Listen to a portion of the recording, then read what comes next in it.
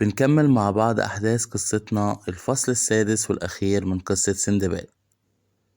Sinbad sails from Baghdad with the presents for the king of Serendip. سندباد بيرجع تاني من بغداد ومعاه الهدايا اللي بعتها معاه الخليفة الملك سيرنديب. The king of Serendip is happy to see Sinbad again. Stay here, he says to Sinbad, and tell me more about the wise caliph of Baghdad. ملك سرنديب فرح جدا لما شاف سندباد مرة تانية، وقال له تعالى يا سندباد اقعد واحكي لي أكتر عن خليفة بغداد الحكيم.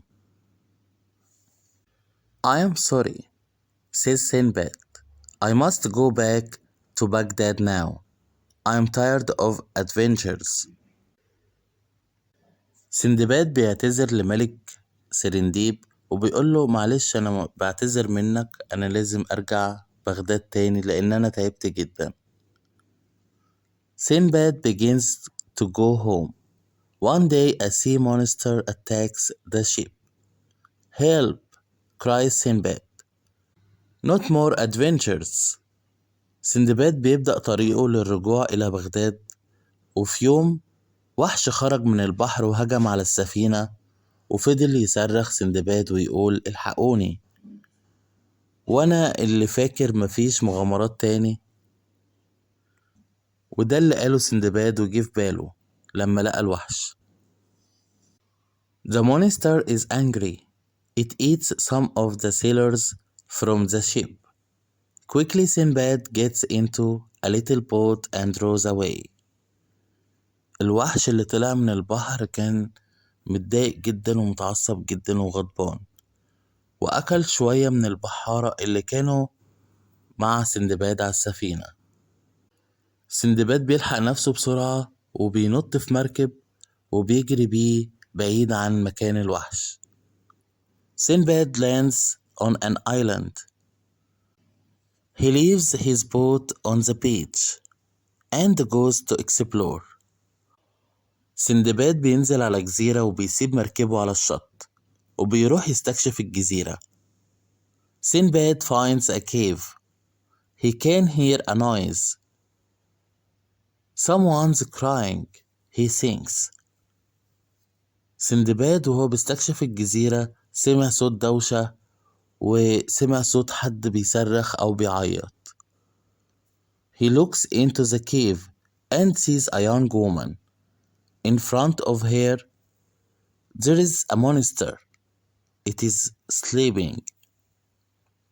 بيبص سندباد في الكهف وبيشوف واحدة شابة وقدامها في وحش ونايم، كان نايم الوحش.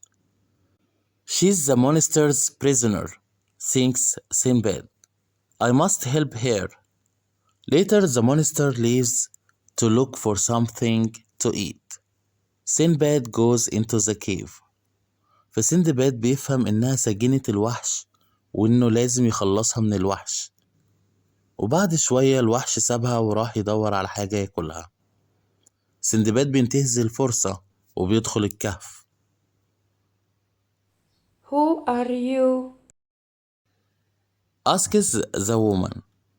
I'm Sinbad, the sailor, he says. I can help you. Thank you. She says. I am Yasmin. فالست بتسأل سندباد بتقوله انت مين؟ فسندباد بيرد عليها بيقول لها أنا سندباد البحار. وبيحاول سندباد يفهمها ويقول لها إن هو ممكن ينقذها. فالست بتشكره جدا وبتقوله وأنا ياسمين. Sinbad takes Yasmin to the boat on the beach. Can you row? Sinbad asks her. Of course I can. She says. سندباد بياخد معاه ياسمين لغاية المركب بتاعته اللي سايبها على الشط وبيسألها تقدري تجدفي؟ قالت له أيوة أقدر طبعا.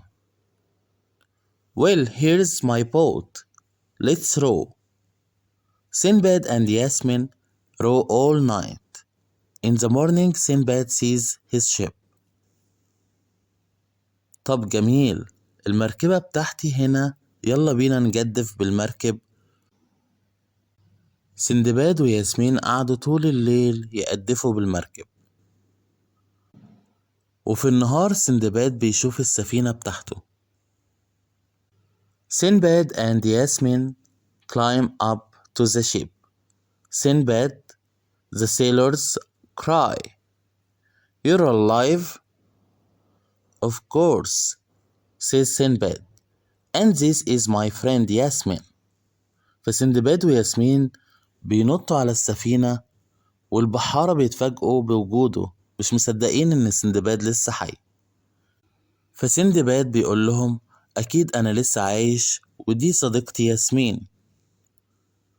Just then, pirates attack the ship. The pirates make Sinbad and Yasmin their prisoners. وبعد كده اللي حصل إن في قراصنة هجموا على السفينة، أما سندباد وياسمين بقوا سجناء عندهم. The pirates take Sinbad and Yasmin to a new country and sell them to a man at the market. فالقراصنة بياخدوا سندباد وياسمين لبلد جديدة وبيبيعوهم لراجل في السوق. You must hunt elephants every day for their ivory, says the man. Sinbad and Yasmin are very good at hunting elephants. أما الراجل اللي اشتراهم فبلغهم إنهم لازم يصطادوا أفيال كل يوم علشان ياخدوا منهم العاج. وطبعا سندباد وياسمين ما كانش قدامهم حل غير إن هم يسمعوا كلامه، فكانوا كويسين جدا في صيد الأفيال. One day lots of elephants follow Sinbad and Yasmin. Yasmin is afraid. Why are those elephants following us? She asks. وفي يوم كمية كبيرة من الأفيال كانوا ماشيين ورا سندباد وياسمين، فياسمين سألت سندباد يا ترى الأفيال دي ماشيين ورانا ليه؟ It's all right, says Sinbad. Elephants are very wise, you know. Perhaps they want to tell us something. فسندباد طمن ياسمين وقال لها ما تقلقيش، الأفيال ذكية جدا، وإذ ربما في حاجة عايزين يقولوا لنا عليها. Sinbad and Yasmin climb a tree. The elephants are walking into a cave. Let's go into that cave, says Sinbad. سندباد وياسمين بيتسلقوا شجرة، أما الأفيال فكانوا ماشيين في الكهف. فسندباد قال لياسمين قال لها تعالي نشوف إيه اللي بيحصل في الكهف. In the cave, Sinbad and Yasmin find lots of dead elephants. وفي الكهف سندباد وياسمين بيلاقوا كمية كبيرة قوي من الأفيال الميتة. Look at all these dead elephants, says Sinbad. فسندباد بيقول لياسمين بص على كل الأفيال الميتة دي. Sinbad takes the hunter to the dead elephants. سندباد بياخد الصياد لمكان الأفيال الميتة في الكهف. The hunter is very happy. Thank you, Sinbad, he says. أما الصياد فكان طاير من الفرحة وقعد يشكر في سندباد. Now we don't need to kill any elephants. We have lots of ivory here. You can go now, says the hunter, and he gives Sinbad and Yasmin a lot of money. والصياد قال لسندباد وياسمين احنا كده مش محتاجين نقتل أي أفيال تاني، احنا خلاص بقى عندنا عاج كتير هنا وتقدروا تمشوا دلوقتي. وراح مدي لسندباد وياسمين فلوس كتيرة مكافأة ليهم. Sinbad and Yasmin sail back to Baghdad. Yasmin is very excited. I want to meet all your friends. She says. وبالفعل سندباد وياسمين بيرجعوا لبغداد مرة تانية، وياسمين كانت متحمسة جدا وقالت له أنا عاوزة أقابل كل أصدقائك. Sinbad takes Yasmin to his house. Yasmin is surprised. You're very rich. She says. But money isn't the most important thing, says Sinbad. We must help people too. فسندباد بياخد ياسمين معاه لبيته، وبتندهش جدا ياسمين، بتقوله انت طلعت غني قوي. فسندباد بيقول لها الفلوس مش كل حاجة، واحنا لازم نساعد الناس برضو اللي هي محتاجة فلوس. Sinbad then goes into the streets of Baghdad and he gives some of his money to the people there with no homes.